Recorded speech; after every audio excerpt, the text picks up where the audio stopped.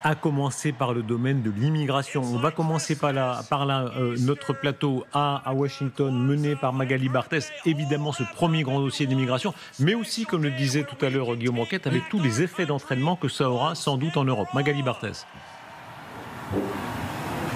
Oui, bonsoir Darius. On est ici donc sur la terrasse, sur le plateau de Helsinki qui est en train de se préparer. Je vous l'explique juste, on s'est rapatrié à l'intérieur à cause de la neige qui tombe quand même maintenant très très fort sur Washington. Alors à quoi va ressembler en effet ce premier jour de la présidence Trump? On parle énormément ici de cette centaine de décrets sur le bureau prêts à être signés. On va en parler avec Gérard Haro, notre ancien ambassadeur qui est évidemment toujours avec nous.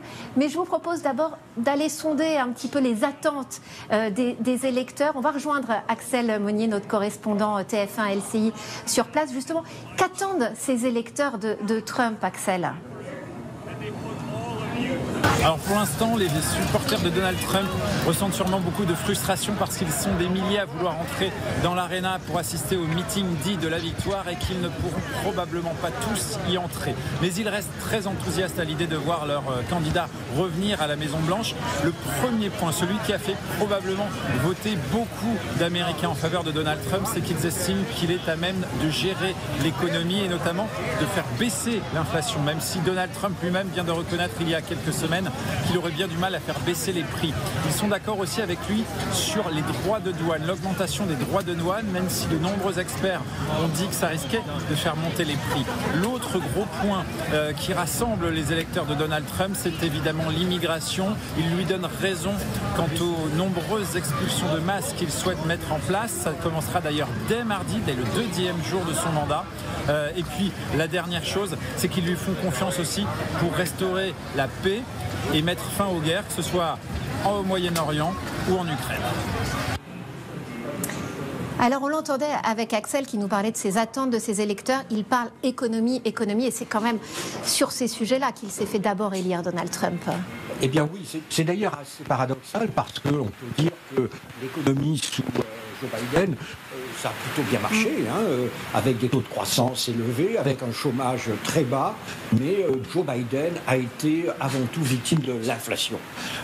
Là aussi, le monde n'est pas juste pour Joe Biden. L'inflation est en grande partie la conséquence de l'argent qu'on a versé dans l'économie pour lutter contre le Covid, comme en Europe, mais c'est lui qui a, d'une certaine manière, écopé de l'inflation, et donc c'est toute personne qui vit aux États-Unis se rend compte à quel point elle a été forte.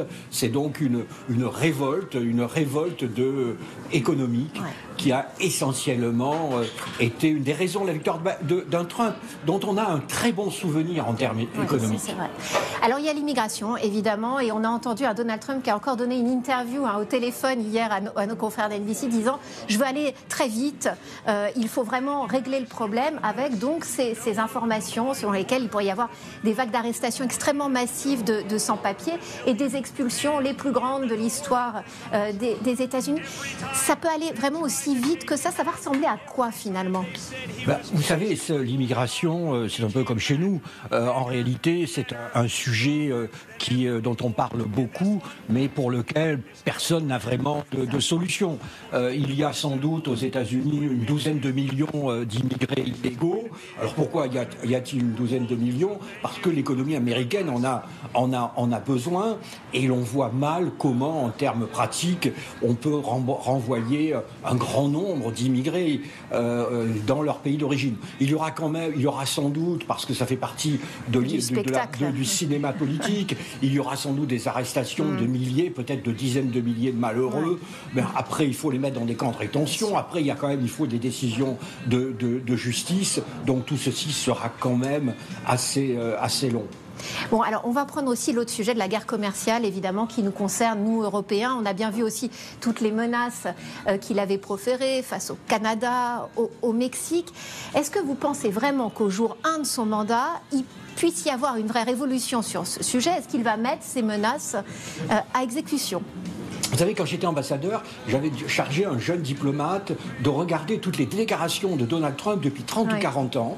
Alors, il aimait beaucoup, c'est d'ailleurs ce travail, le jeune diplomate, c'est qu'en général, Donald Trump s'exprimait dans Playboy. Et il y avait deux sujets qui mobilisaient Donald Trump. C'était pas faire de guerre. Donald Trump ne veut pas d'engagement international et le protectionnisme. Ça, c'est vraiment une de ses obsessions. Et donc, ici, tout le monde est convaincu que dès demain ou après-demain, il y aura une annonce de droits de douane, sans doute contre la Chine, mais je n'exclus pas que les Européens soient aussi une des cibles. On va en reparler d'ailleurs tout à l'heure de ces menaces sur l'Europe. En tous les cas, on a un Donald Trump qui est très très populaire aujourd'hui, qui semble avoir un boulevard devant lui. On vous retrouve tout à l'heure, Darius, pour de nouvelles analyses avec Gérard Haro. Merci beaucoup Magali Barthès. Un mot de la famille, puisque pendant que vous parliez, on voyait apparaître notamment la petite fille de Donald Trump qui a joué un rôle très important.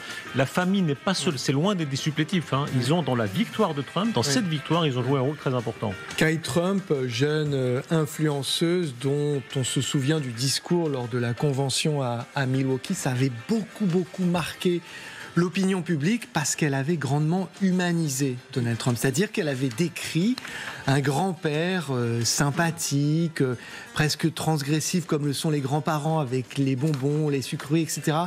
Et c'était quelque chose qu'on n'avait jamais entendu sur Donald Trump. C'est-à-dire une fois que les portes sont fermées, comment est-ce qu'il est non pas avec ses enfants et ce clan ultra rapproché, mais avec les petits-enfants. Elle est la petite fille la plus âgée.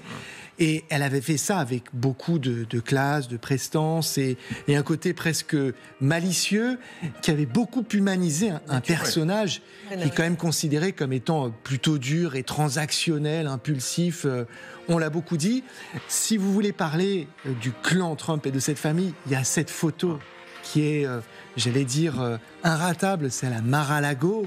Vous avez tout le monde. Vous avez Tonton Elon et c'est elle, Kai, qui l'a surnommé Tonton Elon Musk avec son enfant. Et qui est-ce qui manque sur cette photo ? Melania. Il n'y a pas Melania. Mais vous avez tout ce clan. Il a réussi à corriger un peu dans quelque chose de bon chic, bon genre. C'est pas l'image de base de Trump. Dans la carrière de Trump, il y a des propos, il y a des gestes qui sont tous sauf beau chic, bon genre. Mais il y a une image avec cette famille qui est très, parfois, assez élégante, très tenue, etc., qui a compté dans cette élection. Oui, parce qu'il y a l'idée que malgré les vicissitudes de la vie, Trump a été marié 3 fois et d'ailleurs il a des enfants de ces trois épouses successives. Eh bien, la famille compte plus que tout et c'est probablement une espèce de marqueur de modernité, d'assumer à la fois cette vie conjugale riche, on va dire, et puis un Vous êtes très bon pour les euphémismes, bravo. Et puis un attachement très fort aux valeurs familiales. Et puis c'est vrai que il y a un petit côté, il y a une forme de kennedysation de la famille Trump parce que ils se sont mis en scène, très bien habillés, en smoking pour le soir, à Mar-a-Lago, qui est cette résidence qui n'est pas forcément d'un goût parfait, mais en tout cas qui fait singer l'élégance à l'européenne. Et on a beaucoup dit que les Kennedy étaient la famille royale des Américains. Peut-être que Trump essaye de se mettre dans les pas de Kennedy. Je pense que c'est le seul point sur lequel il a envie de leur ressembler. Vous parliez de ce paradoxe, Mar-a-Lago, avec tout ce que vous venez de dire, et en même temps une très forte base populaire, c'est celle où vous êtes, François-Xavier Ménage, en tout cas vous y étiez tout à l'heure dans le bar, où est-ce que vous êtes maintenant ? Même endroit, avec la même ambiance. Toujours donc Fox News qui est en train d'être regardé par ses soutiens de Donald Trump, ses républicains ici dans la capitale. Je vous montrais les casquettes rouges Make America Great Again. Regardez aussi le bonnet spécial pour le jour de l'Inauguration Day, alors qu'il commence à neiger maintenant de manière assez intense ici dans les rues de Washington. On va poser des questions à ces deux pro-Trump. Question très simple. Quelle est pour eux leur priorité? Quelle est la priorité que Trump doit mettre en place? What's your priority regarding Trump now? L'immigration. Moi, je suis un immigré légal et depuis 10 ans, on voit l'immigration exploser. Moi, je veux que ce gouvernement mette en avant les travailleurs qualifiés et expulser les non qualifiés. Et pour moi, c'est l'économie. Moi, je veux que Trump fasse exploser le Bitcoin, garantir l'intégrité des travailleurs américains et de la classe moyenne. Merci à tous les deux. On va aller maintenant de l'autre côté. Pourquoi on va de l'autre côté? Vous allez voir, parce que, et vraiment je rigole à peine, hein, il y a des démocrates ici qui refusent de parler devant la caméra parce que, disent-ils, il y a plein de républicains ici qui ne veulent pas en quelque sorte que l'ambiance soit plombée. Ils n'ont même pas du tout envie de s'afficher. Qu'est-ce qu'ils nous disent? Ils nous disent côté démocrate, y compris quelqu'un qui travaille en politique, nous on va plus pouvoir parler de lutte et de résistance. Pourquoi? Parce que ce sont des mots qui ne parlent plus aux Américains, qui ont envie de savoir comment ils vont manger et pas comment on organise au niveau politique la lutte et la résistance. Je reprends ces mots-clés. C'est intéressant de savoir d'ailleurs à quoi ressemblera l'opposition aux États-Unis. Et puis, je vous montrais tout à l'heure la une du New York Times. Vous savez quelle est la une aujourd'hui du Washington Post, qui est un petit peu le centre du monde aujourd'hui? Le sport. On est en train de parler de la future finale du Super Bowl. Donc vous voyez que la politique, elle n'est pas si présente que ça dans la tête de tous les Américains. Presque un Américain sur deux se dit aujourd'hui ni démocrate ni républicain. Ça fait des décennies qu'on n'avait pas atteint ce score de presque 50% des Américains. Merci beaucoup François-Xavier Ménage. Regardez la une de Time, et c'est une des unes sans doute les plus réussies. Ils ont fait beaucoup de unes très, très réussies. Ils se sont trompés aussi parfois, hein. Il y a beaucoup de journaux qui ont prévu la défaite de Trump, notamment le New Yorker qui s'est un peu ridiculisé parce qu'ils avaient beaucoup fait de unes sur le thème, et voilà.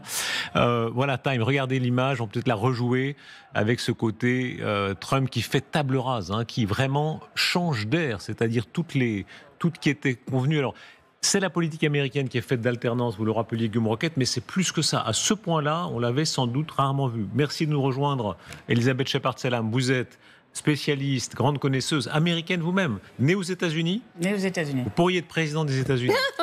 Oui, mais pour ça, il faut aussi vivre aux États-Unis. Et ça fait longtemps. Là, ce moment, comment est-ce que vous comprenez ce moment de victoire totale de Trump? Il a tout pour lui, hein, là, pour l'instant.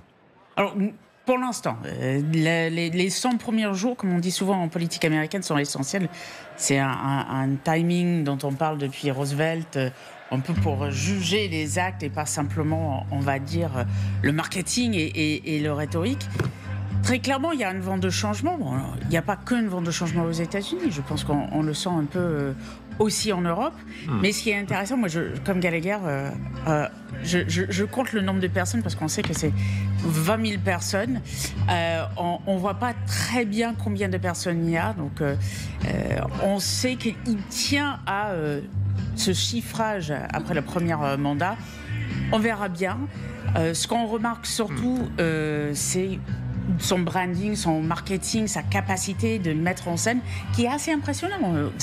Qu'on l'aime ou l'on l'aime pas, je trouve ça très impressionnant. C'est quelle Amérique? Alors avant, il y avait Dana White, champion de MMA ou de catch. Moi, je suis nul. C'est le patron. C'est le patron. Oh là là, pardon. Anne Niva est grande connaisseuse. Je suis l'UFC, Moi aussi. absolument. Vous êtes fan de MMA. Vous êtes fan de MMA, Anne Niva. Absolument, et depuis longtemps. Alors ça a été récemment. Croyez-vous que ça ne m'étonne pas? En Europe, ça ne m'étonne pas, Anne Niva. Et j'ai même combattu dans des cages. Non. Non, ça c'est pas vrai, Darius. Je vous fais marcher. Je suis crédule. Je vous fais marcher. J'étais sûre que ça allait marcher. Non, enfin bon, ce Dana White, il fait partie maintenant de l'équipe de Trump. C'est cela que vous voulez dire? Oui, de Facebook. Absolument. Alors, oui, Et de Facebook, il est sur le... Ouais.